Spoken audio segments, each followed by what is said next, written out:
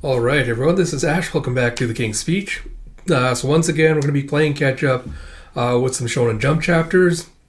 But yeah, we've got a lot of good content coming out this weekend, including Kokoroka and Spy Family, which are finally back from their hiatuses. So I'm really, really looking forward to reacting to those chapters. Apart from that, as usual, we've got reactions to Akane Banashi, as well as the newest chapter of Kaiju No.8, which, judging by this cover page I'm looking at, is hopefully going to be very Mina-centered. So yeah, hopefully there'll be some good stuff with this chapter. Apart from that, I will get around to a Battle Angel Alita read-through today as well. So a lot of good content coming your way, so if you haven't already, please do like, comment, subscribe, all that good stuff. Like I mentioned, the next couple of months tend to be the hardest on me, mental health-wise. Which kind of tends to mean that, video content tends to be a little bit more sporadic than it usually is. But it also does mean that any, kind of notes, comments of support on my videos really, really do mean a lot to me. So if you'd like to do that, if you'd like to show your appreciation for, this channel, these videos, all the stuff I do, that would be greatly, greatly appreciated. But without further ado, let us dive into it with Kaiju No.8, Chapter 103 by Naoya Matsumoto. And we see, teenage Mina with a little thing of cat food, and she's feeding her little baby tiger. As she's feeding it to her little baby tiger. Not gonna lie, I completely forgot that her tiger was still there, so, we'll see what happens. We pick up with, once the new generation is exhausted, the enemy will make another big push. Of course, you have translation by David Evelyn, lettering by Brandon Bovia. You have the newbies from your squad are fighting tooth and nail, You can't afford to get eaten and let it all end here, Ashiro. And you see Ash is kind of in Nine's little, hand meat cocoon. She's imagining herself in, what basically looks like, if anyone's watched FMA when they're in a gluttony stomach where it's, the little, dark world. She's sitting, this pitch black, lake of water with, all these, veiny tree things, surrounding her. And she's like, what? Where am I? And she's reverted back to her childhood form. It's like, is anyone here? And you see a slosh is wading through the water. She sees her head throb. She's like, I'm forgetting something important. With a thump. Oh, god damn. She runs into a corpse of one of the defense force. And he's like, eek! A dead body! And she looks around. She just sees a pile of corpses all floating in the little river. And she screams like, no! It's like, what? What is all this? They're all dead! And you see a baby Kafka standing nearby with a Mina. She's like, Kafka! He's like, everything's alright now. Let's go. There's no dead bodies over that way. Miko is there too. God. And as he points, he sees this little little oasis of flowers, this little land with the little cat there. The little cat that that they're talking about, she failed to save from the kaiju disaster. And she's like, but what about all these people? It's like, don't worry about them. You'll only make yourself suffer. And she's like, I feel like I'm forgetting something important. And Kafka's like, don't worry. It's easier to just forget everything. You'll be fine if you follow me. Come on. He's like, okay. And I like the way that something just feels off about Kafka. I don't know if it's the way his eyes are drawn, but it feels really weirdly alien lifeless. I don't know if it's his face just feels like it's stretched slightly more than it usually is, which is kind of throwing his proportions off to make him look a little bit alien and off. But yeah, it really, really works effectively, where it just kind of makes something just appear different about him. And you see a tug and a grr. As she looks behind her, something's tugging her. It's like, Miko? And she sees her little tiger buddy just grabbing her by the arm sleeve, dragging her. He's like, you're not Miko, you're... It's like, Bako! And you see Gwr as two of the tentacle, a number 9's meat hand thing, just come and grab both of Mina's arms. And she went, an unwelcome guest? So you... Oh, god damn, that's a sick ass panel. It's like, so you've come to retrieve your master. You are the epitome of loyalty. As you see Byako just jumping at number 9. Sick ass panel, bro. Oh shit. And you see number 9 just doing a flick as he blows off one of the arms. He's like, Bako, I told you to hide! As it disappears from Mina's little subconscious, I guess. Oh, what the fuck, bro? And you see Blurg as it just like regrows its arm. He's like, I see. And you see a number 9 inside pretending to be Kafka going, so that thing was a wannabe kaiju all along. That is quite the rare specimen. I sure would like to dissect and study it. And you see like half of baby Kafka's face transforming to number 9's. And Mina's like, run! You don't stand a chance against them! And you see it leaping toward number 9 again. Ooh. And you see as his claws like almost manage to reach number 9's chest, he like blasts it away and blasts a couple of more holes in it. And you see it don't as it just like spits up some blood. And you see as it's like coughing up blood, you see it trying to like regenerate all the wounds. And number 9's like, I see. So the wounds are severe enough, you can't easily regenerate. And you see the tiger's like huffing, like ha ha ha. And you see it like dashing around to like slash at number 9. He's like trying to dodge out of the way. And Mina's like, that's right. I remember everything now. All the people here are the ones I couldn't save. My teammates. And you see her thinking back like, Hanju will soon be wrangled to neutralization loans. Like, my leg, my leg. It's like 2 officers wounded, requesting medics. I repeat, paging medics. He's like the ones who sacrificed themselves because they entrusted me to handle things. My subordinates. Once again, I'm too helpless to do anything. A teammate is putting their life on the line for me, and all I can do is stand by and watch? I hate this. And he's just like dripping tears down her face.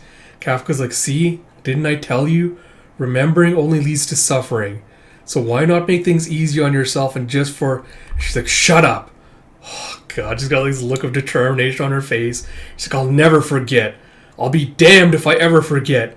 The screams, the suffering, the debts, the responsibility. I'll shoulder it all and fight. I am Mina Ashiro. She just like rips her hands free of like the number 9 meat tentacles. He's a captain of the Defense Force's 3rd Division. She pulls a gun on him. And she just blasts a hole in the kaiju side of Kafka's face with She's like, I have to find my way out of here, and you have Isao was the same way. Like you, he resisted until the very end. I mean, he's just like asked, confused, looking at him. It's like, struggle all you like, but it can't be stopped. Not by you, not by Isao, and not even by myself. What the fuck? It's like, what are you talking? And he's just, wow, seriously, what the fuck, bro? And you see just like this amalgamation of like kaiju faces, like almost like a DNA strand, just like morphing out and looking at her. Oh, that is some fucking horror right there. And she's like, what is that? And you have no one has ever escaped it. It's like, as you see like an eye just like rolling back in his head, you see like a single bulbous eye looking at her. It's like not a single person in history. Oh, Christ. Alright, so... Fucking hell. Alright, I guess thoughts on the chapter. Because it kind of went from like 0 to 100 with that last chapter. But I guess quick thoughts on the chapter. So on the what? So I guess positive, and then we'll talk about negatives. So positives, I love that we at least got the confirmation that Mina's not still hopefully going to be a damsel in distress. I think this swung the needle a little bit over to she's not going to be a damsel, but it could still kind of go either way at this point. But I'm kind of more hopeful it's not going in that direction. But I did like that we kind of got a little more focus on her as we dive into kind of like her subconscious as like number 9 is basically trying to make her submit so that she can get absorbed into the thing. We'll talk about this more at the end. Like, I kind of just made the FMA reference offhand, but the ending of this chapter kind of like cemented it even more. How much of like this feels like an FMA callback reference. But yeah, I did like the whole like subconscious being like represented by like this pool of sludge with like these dead bodies floating everywhere, and like, oh, like look, there's this little oasis where you'll be safe. With number 9 trying to play psychological tricks with like Kafka being like, oh, come over here where you'll be safe in the safe zone. So I did like that little touch. Again, the more I look at it, the more I feel like Kafka's features have been like stretched out, elongated a little bit more to make him look a little bit more alien, a little bit more off in like the subconscious imagination where number 9 is trying to mimic him. So I liked that. The panel with the tigers is fucking badass. There's no way to get around it. That was a sick ass panel with it just leaping at him. Really, really loved that. I'm very curious to find out exactly what his deal is, because the way number nine's talking about. It seems like it might have been an experiment where they kind of, I don't know, like, where they might have done like a grafting, so to speak, where they cut off like a piece of kaiju and it regrew into like its own little thing, sort of like imitating tigers. So I'm very curious about like the whole history of how Mina got her hands on her, like how it became her companion pet, whatever. So I'm very curious about that. Especially because number nine being like, oh, I want to dissect and study. It makes me feel like it's kind of hinting at the idea that kaiju can evolve or change depending on their environment, things like that. But yeah, apart from that, really really cool action panels. We'll talk about the Mina, like remembering like the whole like all my teammates, my subordinates thing. Because I've talked about that before. I have a singular issue with it. We'll talk about that later. But I did love the determination where she's like, oh, I'm not gonna forget about this. I'll never forget the screaming and everything like that. I'm not gonna. It's like it's my baggage. I have to carry it forward. I can't just like absolve myself of it. I really, really like that moment, especially when she gets that look of determination on her face, like pulls out the gun and just like shoots number nine in the face. I love that she's not just being like a passive participant in number nine's kind of like manipulation of her. She's actively fighting back. Because I think that's what kind of convinced me, like, all right, we're not going to play the damsel role with Mina, is where she actually started being like an active participant in that. So I really hope we're going to dive more into that, because I know Kafka's going to have to play some part in rescuing her, but I hope it turns out to be more of a partnership than an act, than like, him playing the hero and her playing the princess that needs to be rescued.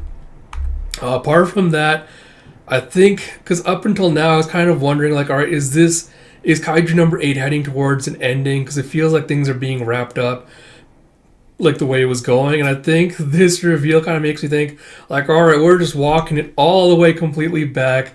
Like Matsumoto-san's like, no, there's some shit going on here that you all need to be ready for.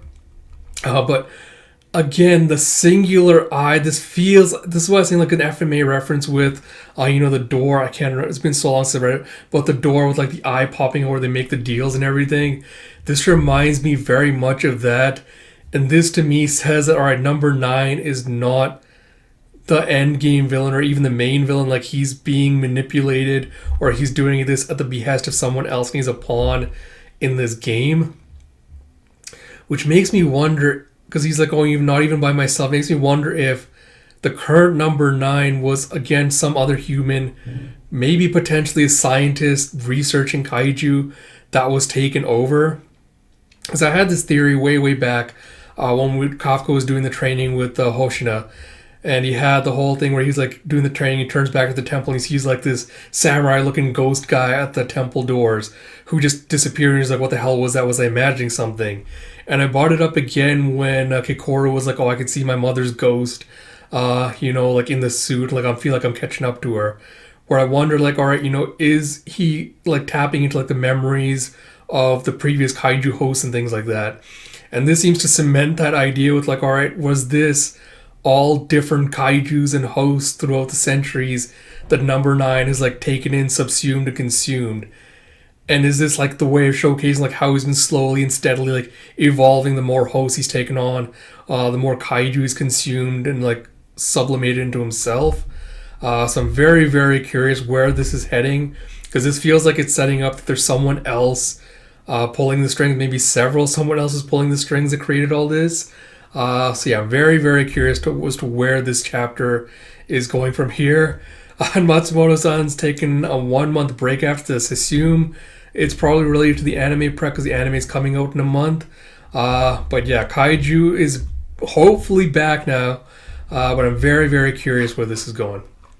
Apart from that, small criticisms. I know this video is running a little bit longer than normal, but I just have a lot of thoughts. Again, I've talked about this way back with Ashura when we first got the kind of chapter, or first got like the main focus chapter on her, which is kind of like, when she called Kafka a liar, it's like, oh, you said you were going to be there by my side, blah, blah, blah. I feel like that's the weakest portion of this, is getting me to really care.